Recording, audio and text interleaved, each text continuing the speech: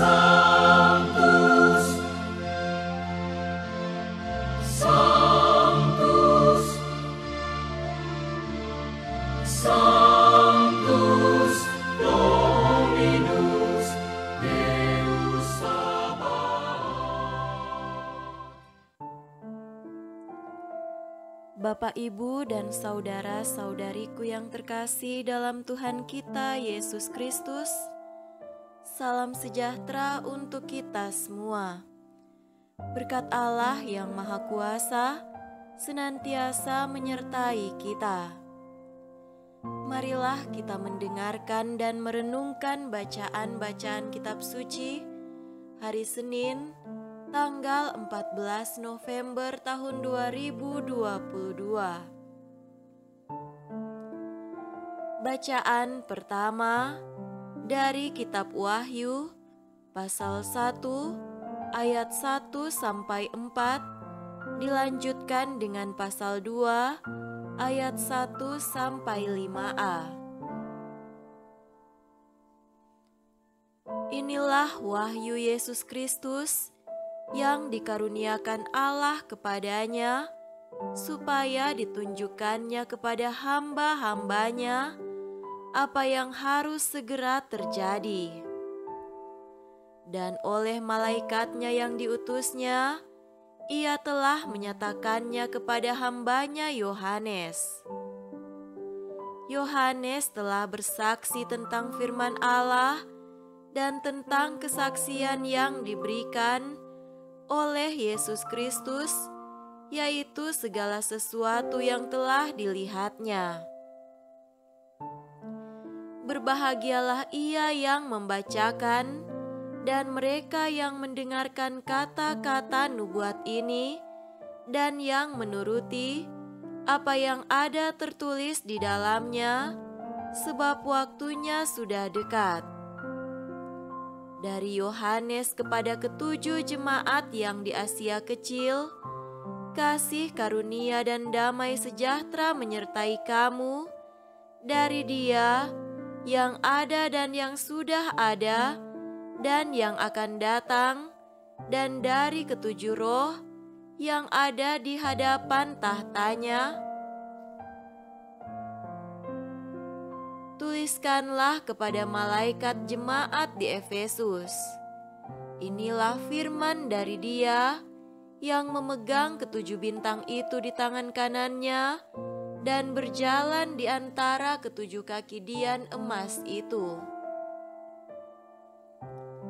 Aku tahu bahwa engkau tidak dapat sabar terhadap orang-orang jahat, bahwa engkau telah mencobai mereka yang menyebut dirinya rasul, tetapi yang sebenarnya tidak demikian, bahwa engkau telah mendapati mereka pendusta. Dan engkau tetap sabar dan menderita oleh karena namaku. Dan engkau tidak mengenal lelah. Namun demikian, aku mencela engkau, karena engkau telah meninggalkan kasihmu yang semula. Sebab itu ingatlah betapa dalamnya engkau telah jatuh. Bertobatlah dan lakukanlah lagi apa yang semula engkau lakukan. Demikianlah sabda Tuhan. Syukur kepada Allah.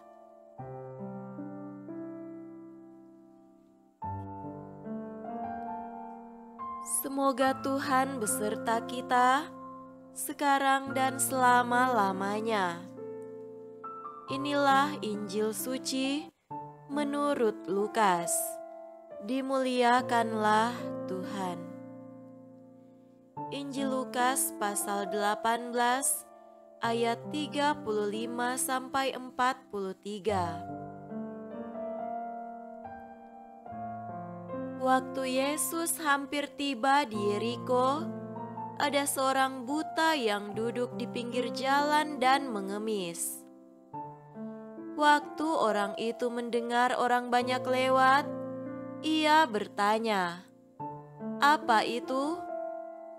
kata orang kepadanya, "Yesus orang Nazaret lewat."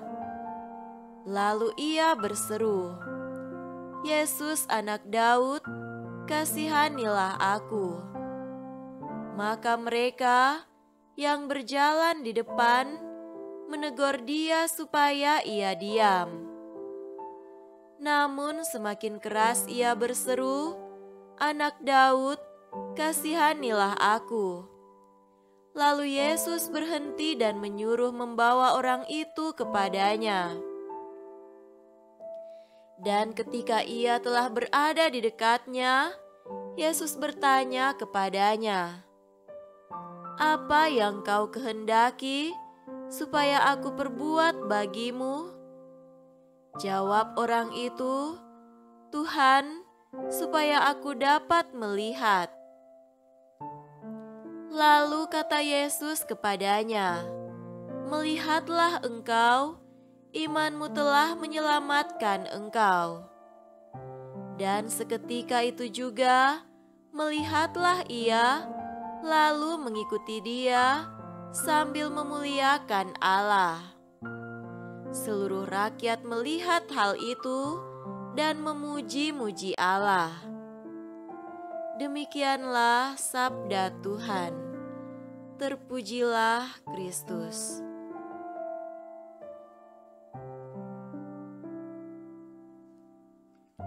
Saudara-saudariku yang terkasih dalam Tuhan kita Yesus Kristus, tema renungan kita pada hari ini adalah "Semoga aku dapat melihat." Buta bukanlah kondisi yang menyenangkan.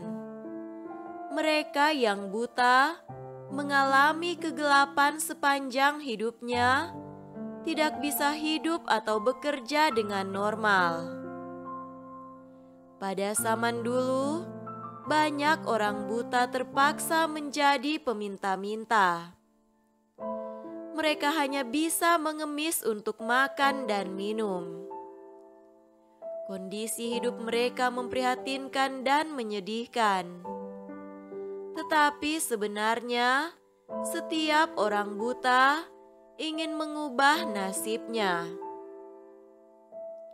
Mereka ingin melihat dunia hidup dengan normal dan benar.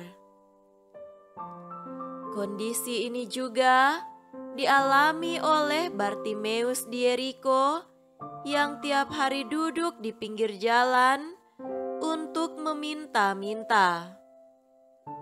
Ia ingin melihat dan hidup normal. Yesus mengabulkan kerinduannya. Ia sembuh dari kebutaan fisiknya dan memuji Tuhan bersama banyak orang yang menyaksikan perbuatan ajaib Yesus ini. Tetapi bila kita cermati lebih jauh, Injil hari ini sebenarnya menampilkan sisi lain yang luar biasa dari Bartimeus. Meskipun dua mata fisiknya buta, tetapi tidak demikian dengan hatinya. Hatinya ternyata mampu melihat dengan jelas dunia sekitarnya, bahkan kehadiran Tuhan sendiri.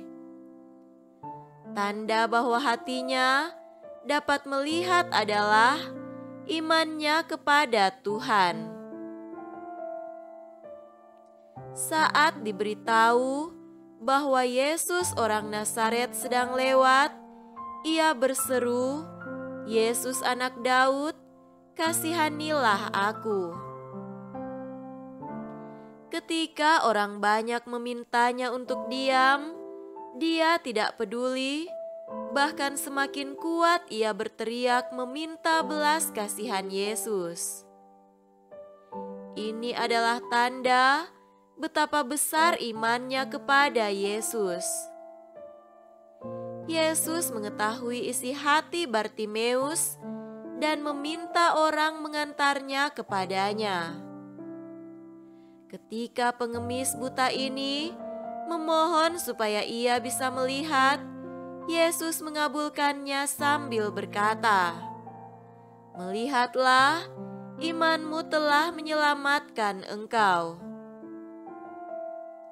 Saudara-saudariku terkasih, kuasa Tuhan bekerja bagi mereka yang hatinya tidak buta, yaitu mereka yang percaya penuh pada Yesus. Iman akan Yesus membawa hidup baru, yaitu keselamatan.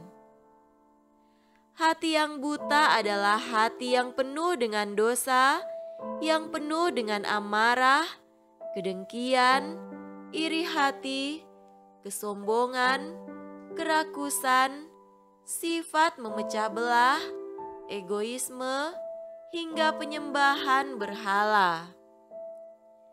Orang dengan hati buta seperti ini tidak mendapat bagian dalam kerajaan Allah. Sementara hati yang melek adalah hati yang percaya, berbelas kasih, sabar, setia, lemah lembut hingga penuh dengan tobat. Hati Bartimeus adalah teladan bagi kita.